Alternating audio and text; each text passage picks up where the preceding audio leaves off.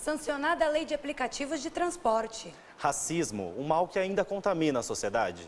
Mochilas e celulares afetam a postura de estudantes. Aumentam os preços dos ovos de Páscoa. Estas e outras notícias no Jornal da FIAN, que começa agora.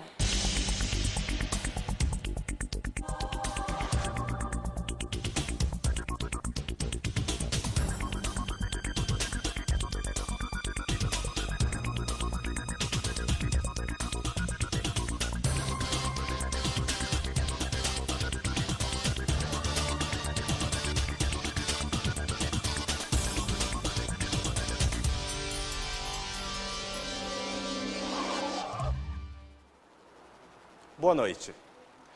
O Brasil é o 5º país do mundo com maior índice de violência contra a mulher. Segundo a Organização Mundial da Saúde, a OMS, em média, 5 para cada 100 mil mulheres são assassinadas no país. Acompanhe a reportagem. Em 2017, foram registrados 4.473 homicídios dolosos, um aumento de 6,5% em relação ao ano anterior. Desse número, 946 são casos de feminicídio, que são aqueles casos de violências domésticas ou por questões de gênero, em que a mulher é morta simplesmente pela condição de ser mulher. Para a psicóloga Maria Aparecida, as campanhas de incentivo às denúncias ajudam no aumento de registro de violências. Quanto mais você fala de um assunto, mais ele propaga. É interessante que as campanhas, tanto de governo federal, estadual, municipal, porque são entes nacionais, então a lei que regula a violência contra as mulheres, chamada Lei Maria da Penha, 11.340, ela fala inclusive que tem que haver a divulgação, a propagação para que todas as mulheres saibam quais são os seus direitos. Apesar dos serviços de proteção à mulher, muitas vítimas não denunciam o agressor por medo de sofrer mais violência, diante do registro da ocorrência. Em 2015, foram registradas 492 denúncias. Em 2016, foram 812. E em 2017, 946 foram subnotificadas. Ricardina é uma jovem da comunidade que relata a opressão sofrida em sua própria casa. Eu sou a única menina de 2 irmãos homens. Então eu sempre fui a menina que nasceu para ser dona de casa, que nasceu para servir os irmãos e o pai. Eu não tinha outra opção. O presidente Michel Temer sanciona a lei de regulamentação de aplicativos de transporte privado. Mais detalhes com a repórter Jacqueline Venceslau. São mais de 20 milhões de usuários e cerca de 700 mil motoristas parceiros dos diversos aplicativos de transportes no país. Números que espantam e têm registrado um grande crescimento ao longo dos anos. Quem usa este tipo de serviço comemorou a notícia da aprovação da lei. Entre pegar, hoje em dia, o transporte público, aumentou o preço, então, às vezes pegar um Uber, dividir com alguém, ou pegar um transporte público, sai quase o mesmo valor. Eu acho que ali era onde tinha mais oportunidade daqueles trabalhos que você não precisava registrar em carteira. E tem muita gente fazendo Uber para sobreviver. Uso muito Lady Driver e assim, sempre as meninas que vão buscar, é só mulher e elas só pegam mulher. A decisão do presidente Michel Temer de sancionar o projeto de lei definiu então as novas regras de uso dos aplicativos de transporte no país. Os carros dos aplicativos não terão placa vermelha e também não vão precisar de autorização específica. O motorista tem que apresentar certidão negativa de antecedentes criminais e ter a carteira de habilitação B ou superior. No documento deve constar a informação de que ele exerce atividade remunerada. O imposto será cobrado pelo município. Deixar Uber legalizado em todo o Brasil, porém tem que se adaptar em cada cidade, conforme a regulamentação do prefeito. Muitas dúvidas ainda giram em torno da nova lei. Caberá às empresas a orientação de seus motoristas e os cursos obrigatórios. Também devem ficar atentos às cobranças dos municípios e às fiscalizações das novas exigências. As prefeituras poderão estabelecer regras municipais. Quanto ao usuário, ele pode tirar suas dúvidas por meio dos próprios aplicativos. Procurado por nossa equipe, o Sindicato dos Trabalhadores com Aplicativos de Transporte Terrestre de São Paulo afirma que a regulamentação é uma vitória, que inicia uma grande luta. O racismo ainda é um dos maiores problemas da sociedade brasileira. A repórter Nathalie Araújo traz mais informações sobre o assunto. Os tempos são modernos, mas não em tudo. O racismo resiste e continua presente em nossa realidade. De acordo com a ONU, Organização das Nações Unidas, negros e pardos enfrentam no mercado de trabalho dificuldade para a progressão na carreira. Além disso, os salários são mais baixos e ainda sofrem assédio moral. A desigualdade também se mostra nos números da violência. A cada 100 pessoas assassinadas no Brasil, mais de 70% são negras e pardas. Maria Aparecida é uma psicóloga que explica um pouco sobre o racismo na sociedade. Eu estou dizendo que o sistema brasileiro fez com que negros e brancos tivessem trajetórias distintas. Que os brancos podiam tudo, inclusive pegar uma menina de 6 anos, 7 anos e estuprar. E os pais passavam a mão na cabeça. De acordo com o IBGE, Instituto Brasileiro de Geografia e Estatística, a população é de 205 milhões e meio de pessoas.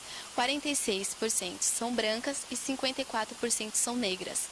A campanha Vida Negras, lançada pela ONU Brasil na Semana da Consciência Negra, em 2017, é uma iniciativa de conscientização nacional pelo fim da violência contra a juventude afrodescendente. No Centro Cultural Céu das Artes Yolanda, localizado em Osasco, a mesma iniciativa foi tomada por adolescentes da comunidade que enfrentam a mesma situação. Wesley Vieira, professor e diretor do grupo de teatro Osarte, explica essa iniciativa através do espetáculo Trajetória Negra. A Osarte ela nasceu dentro de um projeto social antigo que existia no bairro e que depois do fechamento desse projeto, essas crianças e esses jovens ficaram sem atividade, ficaram abandonados. Rafaela é uma jovem de 15 anos da comunidade e participante do grupo. Ela diz que já sofreu muitas vezes demonstrações de racismo. Por ser negra, diversas vezes, já sofri bastante preconceito, bastante racismo. É até inevitável, pelo fato, às vezes, até das brincadeiras e das brigas em que acontece, é impossível você não ser taxada de macaca. A Páscoa foi difícil para os brasileiros. O preço médio dos ovos de chocolate aumentou em 3% e a diferença chegou a 90%. Mas teve gente que se deu bem. Não é novidade que a Páscoa sempre afeta a economia brasileira. A procura por ovos de chocolate é sempre aguardada pelos consumidores e pelos comerciantes. Todos os anos, os consumidores notam um aumento nos preços dos ovos de Páscoa, e em 2018 não foi diferente. Quem procurou pelo produto nas últimas semanas se deparou com a variação nos preços. A diferença chegou a 91,4% de um estabelecimento para o outro, segundo pesquisa encomendada pelo Instituto Procon de São Paulo. Essa diferença foi encontrada em um ovo de 150 gramas, sendo o maior preço de R$ 42,99 e o menor de R$ 22,48. Sim, eu notei a diferença dos preços, eu pesquisei primeiro e eu notei também a diferença que estava bem pequeno por um preço alto. Então, às vezes, nem valia a pena ter comprado. Não, eu fui num lugar direto, mas eu também já tinha comprado em outro lugar. Na verdade, eu comprei em 2 lugares diferentes, por isso que eu sei que os preços variam de um lugar para o outro. Mas não foram só os supermercados que puderam aproveitar a Páscoa para aumentar as vendas. A busca por ovos caseiros feitos por pequenos produtores teve um aumento significativo. Vera Deolinda, proprietária da rede de padarias Dona Deola, conta que as vendas deste ano foram superiores às do ano passado. Esse ano a gente bateu todos os recordes, porque a gente acabou lançando um sabor inusitado que viralizou, que foi o ovo de pudim. E o ano passado a gente vendeu uns 29 mil ovos, esse ano já mais de 40 mil. Então foi bacana. A empresária aponta a importância de manter o padrão de qualidade dos produtos, mesmo com a produção em larga escala. Eles são todos artesanais, então todos os nossos confeiteiros trabalharam demais, foram super comprometidos e tudo saiu, a qualidade foi muito legal. O elevado peso nas mochilas tem sido uma das causas de problemas na postura entre adolescentes. Mas, além disso, o uso excessivo dos celulares pode agravar a situação. A reportagem é de Rafael Miranda. Cadernos, livros, estojos, itens fundamentais que estão presentes no dia a dia dos estudantes. Conforme os anos vão se passando, a vida escolar se torna mais intensa. E com o peso da responsabilidade, o peso da mochila aumenta. O peso da mochila faz com que os jovens curvem a coluna para trás, formando um arco. Esta posição comprime a coluna vertebral, fazendo as vértebras pressionarem os discos. o que pode causar dores. A jovem estudante Stephanie Quesada nos conta um pouco sobre sua situação na escola. A maioria dos livros que a gente traz são muito grandes e pesados. O pediatra Marcos Alvo ensina como fazer o uso correto da mochila. As alças devem ser acolchoadas e bem largas. Usar as 2 tiras, não usar, como eu vejo alguns adolescentes, usando apenas uma tira. A professora Ângela Guerra dá a sua opinião em relação à postura de seus alunos. Esse tempo de magistério, o que eu percebi foi isso. Os pequenos têm, às vezes, uma postura mesmo, às vezes curvada, mas a maioria é no ensino médio mesmo. Além da mochila, outro fator contribui para problemas na coluna: o uso excessivo do celular. Pode acarretar dores no pescoço e até dores de cabeça. O termo usado é tech neck. Então, ele pode acarretar problemas futuros na coluna cervical. Chegar à elite do futebol é uma tarefa árdua. Jovens de 12 e 13 anos lutam pelo espaço no mercado bem difícil.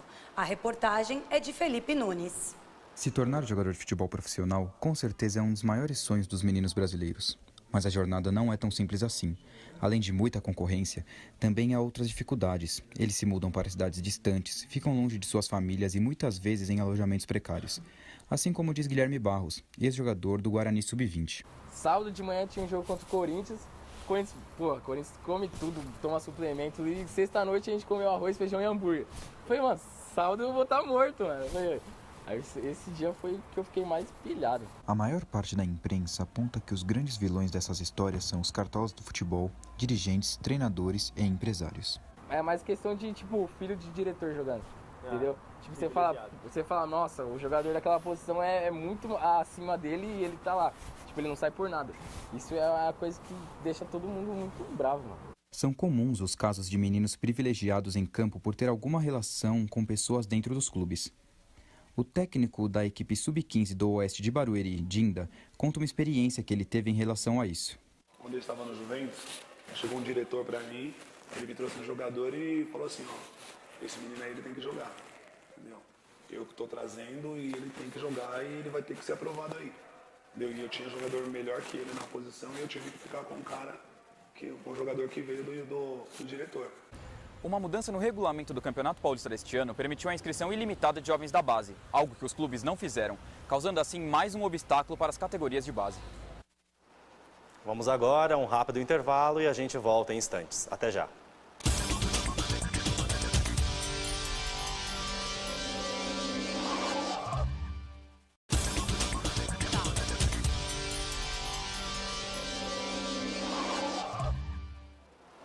Ansiedade é um dos males que afetam milhares de pessoas e representa um transtorno que causa muitos problemas. Veja na reportagem. Pode ser normal para você. O Brasil é o país que mais sofre de transtorno de ansiedade. Está no topo do ranking da Organização Mundial da Saúde dos países mais ansiosos. Eu sou ansioso, fui agitado, procurei fazer as coisas ao mesmo tempo, várias coisas, mas isso acaba deixando um pouco ansioso. Às vezes sim, às vezes não, depende da ocasião. O número de pessoas que sofrem com o problema aumentou quase 15% de 2005 a 2018. Sim, todo mundo é possível sentir ansiedade. Muitos fatores podem promover a ansiedade para que ela se torne uma crise ou não. Sim, ela pode ser, mas não necessariamente é uma regra. Pode ser que eu desenvolva após um trauma e você não, e de repente a gente sofreu o mesmo trauma. A ansiedade é coisa séria. A Camila é diagnosticada com transtorno de ansiedade generalizada. Tarefas simples do dia a dia são feitas com grande dificuldade para quem sofre dos mais variados tipos desse transtorno. Bom, eu sou diagnosticada com transtorno de ansiedade generalizada. Bom, eu procurei terapia. Na verdade, não tem nada que eu possa fazer para eu não ser ansiosa. Uma coisa é você não conseguir sair da cama, ou você acordar desde o momento que você acorda querendo morrer. Para a psicóloga Daniele, existem algumas formas de tratamento, mas que o paciente deve procurar sim ajuda médica. Bom, o transtorno é quando se perdeu o controle. É uma disfunção cerebral fisiológica. Então, sim, por isso que ela é tratada com medicação, inclusive. A pessoa não consegue simplesmente, com uma mudança de comportamento, mudar tudo isso. O que atrai o paulistano a andar na Avenida Paulista no domingo? Descubra nessa matéria de Thaís Cosmo. Durante a semana, a Avenida Paulista é marcada pelo ritmo acelerado do paulistano. Carros e mais carros passam por aqui.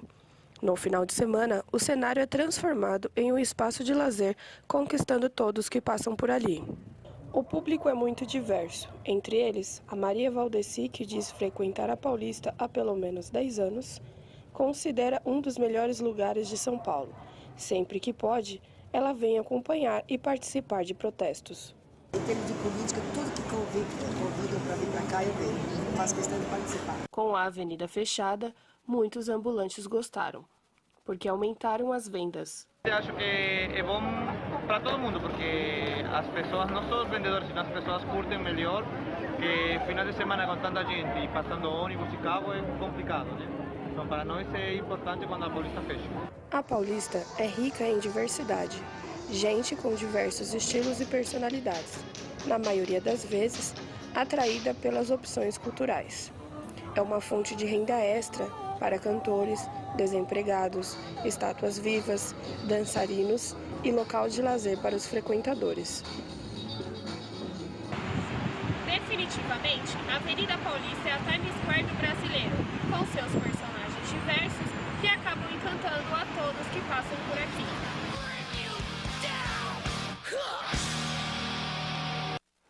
Vamos agora às informações de trânsito na cidade com a repórter Brenda Marques. Boa noite, Brenda. Boa noite.